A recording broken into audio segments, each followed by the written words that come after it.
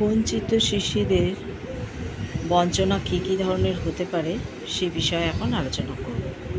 1 নম্বর হচ্ছে পিতামাতা কর্তৃক বঞ্চনা, প্যারেন্টাল ডিপ্রাইভেশন, যখন বাবা মা শিশুদের যথাযথ যত্ন নেয় না।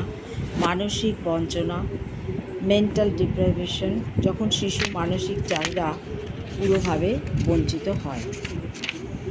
তারপর হচ্ছে সামাজিক বঞ্চনা, সোশ্যাল ডিপ্রাইভেশন, যখন শিশু সামাজিক গ্রহণযোগ্যতা থেকে বঞ্চিত হয়। প্রাক্ষবিক বঞ্চনা, ইমোশনাল ডিপ্রাইভেশন, শিশুর প্রাক্ষবিক চাহিদা যখন যথাযথ পূরণ না হয়। শিশুর বিকাশে বঞ্চনার প্রভাব, শিশুর বিকাশের বিভিন্ন স্তরে দৈহিক, মানসিক, সামাজিক, প্রাক্ষবিক প্রভৃতি দিকের বিকাশ বা পরিবর্তন সাধিত হয়।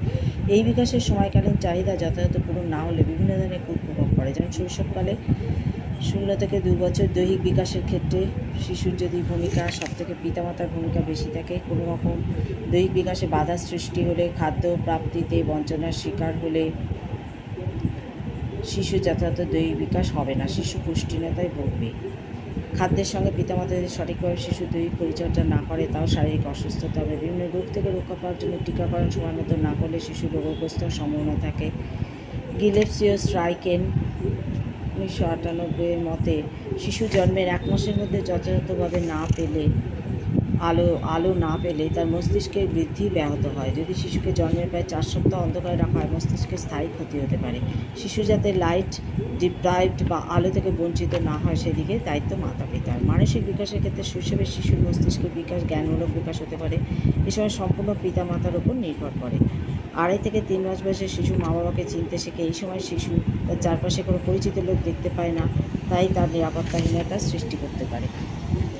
এবং এই সময় পারস্পরিক বা পিতামাতার পারস্পরিক যোগাযোগ যথাযথ না হলে শিশুর মস্তিষ্কের বিকাশ হতে পারে। সামাজিক বিকাশের ক্ষেত্রে পরিবারের সদস্যরা স্তরে শিশুর যথাযথ মনোযোগ না দিলে শিশুর সামাজিক বিকাশে সমস্যার সৃষ্টি হয়। প্রাক্ষরিক বিকাশের ক্ষেত্রে শৈশবে শিশুর মধ্যে কেবল রাগ, ভয়, ভালোবাসা 3টি প্রক্ষোভ থাকে। শিশু তার খাদ্য, নিরাপত্তা, যত্নের চাহিদা থেকে বঞ্চিত হলে ভালোবাসা প্রক্ষোভটি অবলুপ্ত হয়, রাগ ও ভয়ের অধিক হয়।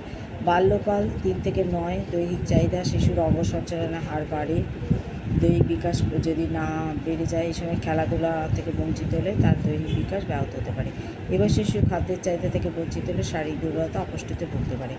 মানসিক বিকাশ, এই পাশে শিশুর মানসিক চাহিদা, কল্পনা করার প্রবণতা, সব কিছু জানতে চাওয়ার প্রবণতা ইত্যাদি থাকে। এই চাহিদাগুলির অপূরণে শিশুর সৃজনশীলতা, কৌতূহল প্রবৃত্তি নষ্ট হতে পারে। শিশু গানমূলক কাজ থেকে বিরত হতে পারে। সামাজিক বিকাশের ক্ষেত্রে সঠিক যোগাযোগের অভাবে সংকীর্ণতা, অন্তর্নিহিতার সৃষ্টি হতে পারে। সামাজিক অপব্যবহার হলে শিশুর মানসিক অসুস্থতা, সমাজের প্রতি ঘৃণা জন্মাতে পারে। প্রাক্ষবিক বিকাশ, শিশুর প্রক্ষোভগুলি যথাযথভাবে নিয়ন্ত্রণ করা না হলে, প্রক্ষোভকে গুরুত্ব দেওয়া না হলে শিশুর মানসিক অসুস্থতা তথা বিকৃতি হতে পারে। পরবর্তীতে আসছি আরও